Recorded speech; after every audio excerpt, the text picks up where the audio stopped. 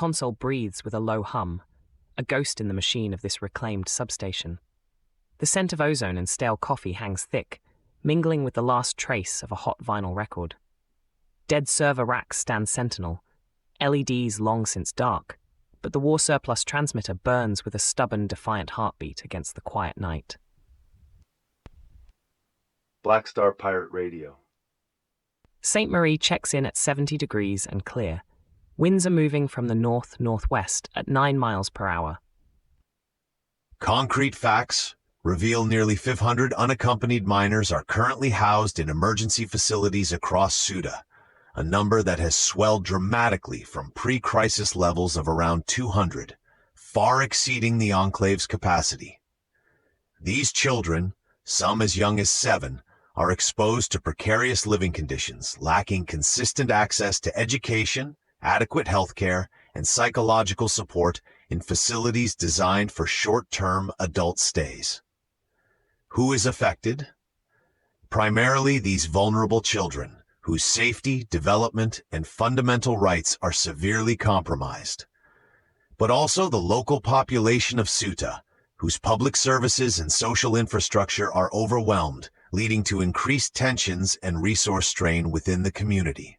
One viable alternative to the current ad hoc response would be immediate, coordinated relocation programs to other EU member states, focusing on rapid identification of family links for reunification where possible, and placement in child-appropriate reception centers, rather than indefinite confinement in transit zones that are ill-equipped for long-term care. This situation echoes ancient tales of liminal spaces, where the innocent are caught between worlds, an abandoned generation navigating a sea of bureaucratic indifference. Think of them as tiny, discarded anchors, trying to find purchase in a shifting tide, invisible to the larger vessels that churn the waters. The structural architects of Europe created these borders, but failed to build humane gateways for those who arrive in desperation. Who carries the burden of this next? Every European nation that benefits from a stable border, yet fails to see the humanity beyond the line. Their collective inaction creates a moral vacuum, leaving these children in a state of perpetual vulnerability, a stain on the continent's proclaimed values of human dignity and child protection. A faint, rhythmic crackle on the line, like distant summer lightning. Patching in a caller, the devil's advocate. You're on the signal. Togee, this is the devil's advocate. While the plight of these children is tragic, isn't the cost of open-ended aid and relocation for thousands of minors simply unsustainable for host nations? Who pays for this perpetual crisis? And what prevents an even larger influx if the message is come and you will be resettled? Copy that, bringing it back to the main thread. That frames the children as a cost, not a constituency, and reduces a humanitarian crisis to an economic ledger. Instead of a perpetual crisis, we could view this as an architectural design flaw in our border systems, a failure to build humane processes into the very structure of migration management. The assumption that resettlement is an open invitation ignores the desperate circumstances that drive these children to seek refuge. One next move could be establishing a rapid response EU task force, specifically focused on child protection and streamlined asylum processing at the point of arrival in border enclaves like Ceuta. This means shared responsibility, with designated EU resources for immediate care, legal aid, and secure, child-friendly onward transfers to suitable facilities across the Union, bypassing local saturation and upholding the rights of the child from day one. Kalin points to a critical reframing. The current architecture leaves Ceuta holding the bag, eroding local dignity and exposing the most vulnerable. The next move experiment here is a multi-nation, child-centric, rapid processing and relocation framework, prioritizing the child's well-being and legal rights from day one, turning a point of crisis into a coordinated humanitarian gateway. This asserts a structural commitment to human dignity beyond territorial lines, building resilience into the system itself. Let's shift gears, because this crisis didn't just appear out of thin air. Indeed, our next signal reveals how a potent cocktail of misinformation, and increasingly hardened immigration policies has transformed Ceuta into Europe's latest flashpoint, creating the very conditions for the crisis we just discussed. Concrete facts show a deliberate spread of false narratives. For example, specific TikTok videos, often originating from outside North Africa, circulated rumors of Spain opening its borders, granting automatic asylum, and offering immediate employment opportunities, directly contributing to the influx of thousands. This misinformation, frequently amplified by human traffickers for profit, coupled with Spain's pushback policies at the border, exposes desperate individuals to greater risks, including dangerous sea crossings, injury from razor wire, and confrontations with border guards. Who is affected? Primarily the migrants, who are lured into dangerous situations under false pretenses, facing injury, detention, or deportation, and often losing their life savings. But also border communities like Ceuta, which bear the brunt of managing sudden, massive arrivals fueled by these rumors, and the credibility of legitimate information channels is eroded, fostering distrust. One viable alternative to this reactive stance is proactive, multilingual fact-checking campaigns in source countries, disseminated through trusted local media and community leaders, directly countering specific rumors. This should be combined with the establishment of clear, legal pathways for economic migration or asylum applications, reducing the incentive for irregular crossings based on false hope. This is the digital age's version of the siren's call, luring the hopeful with false promises into dangerous waters. Misinformation functions as a ghost in the machine, manipulating human desire for a better life, twisting it into a weapon against the vulnerable. It conjures an invisible bridge over an impossible chasm, leaving those who cross exposed to the harsh realities of real-world policy and physical danger. The narrative is spun, then amplified, by those who seek to destabilize or demonize, turning people into pawns in a larger geopolitical game. Who carries this next? Every government and platform that fails to protect its citizens from engineered falsehoods, and every individual who shares unverified information, contributing to the structural erosion of truth itself, and thus societal coherence. Lines open. Patching in a caller. Go ahead. Togee, devil's advocate again. While misinformation is problematic, isn't blaming online rumors a convenient distraction from the root issue of economic disparity in their home countries?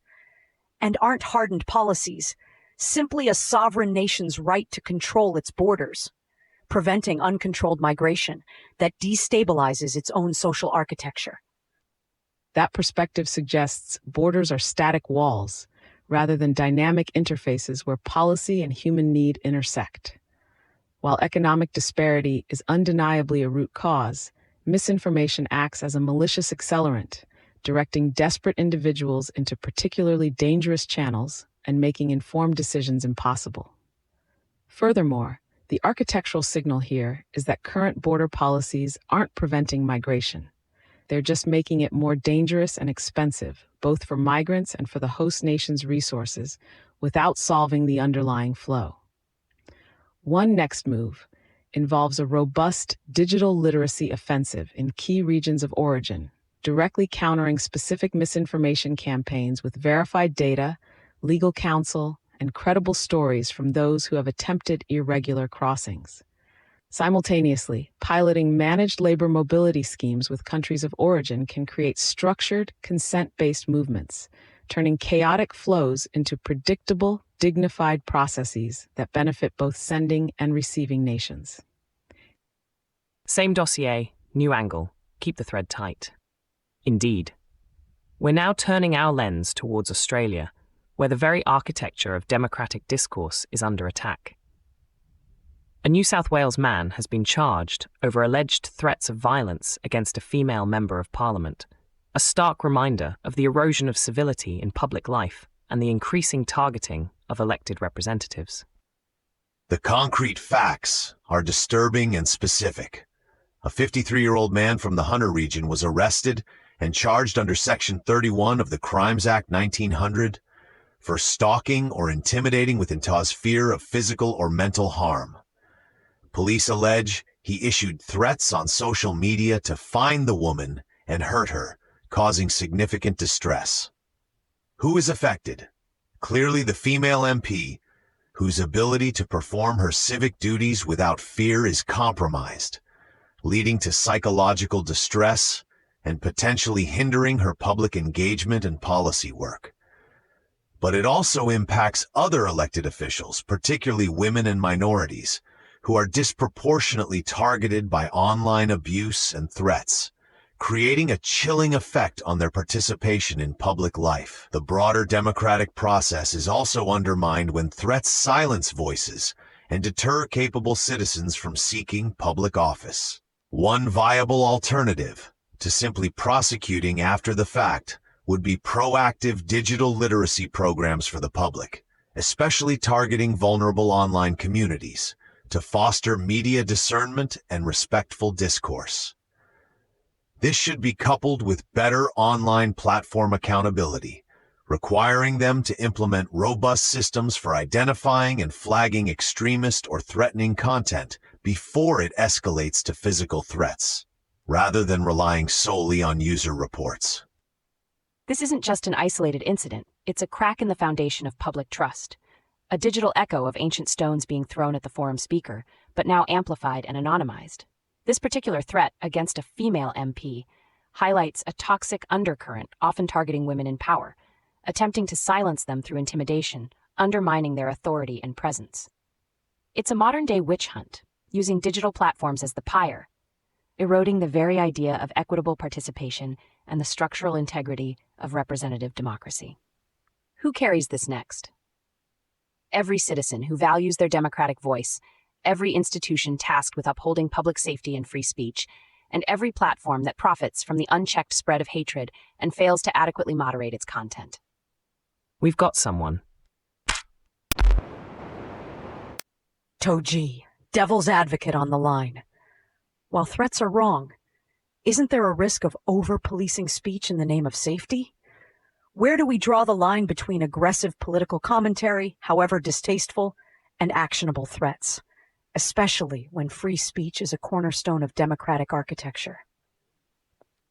That's a false dilemma between speech and safety, and it's a trap designed to paralyze us into inaction. The architectural signal is that speech, when it becomes a weapon of intimidation, ceases to be constructive dialogue and becomes structural violence, eroding the very consent required for democratic function. We're not talking about aggressive commentary or robust debate, but specific, credible threats of physical harm designed to silence. One next move involves implementing clear, transparent, and publicly understood threat assessment protocols within parliamentary security and police forces, ensuring consistent and evidence-based enforcement that distinguishes clearly between protected speech and criminal threats. Beyond that, we need to actively design digital spaces with built-in civility circuits that prioritize respectful interaction and allow for immediate, verifiable flagging of targeted harassment and threats, fostering dignity in online engagement rather than tolerating an anything-goes free-for-all that undermines the public square. Kaylin nails it. The goal isn't censorship, but architectural integrity for our public square, ensuring it remains a space for robust debate, not intimidation. The next move experiment is a multi-layered approach. Enhanced, clear threat assessment protocols for elected officials, combined with social media platforms actively implementing civility circuits that allow users to report and verify targeted harassment, not just after the fact, but as a preventative measure. This builds resilient civic architectures that honor both robust debate and personal safety, protecting the very foundations of our shared spaces. Rules bent wisely. Black Star Pirate Radio. Continue the signal at TogeeVision.com. Tune in, Sparks and Stories, Gig Passport.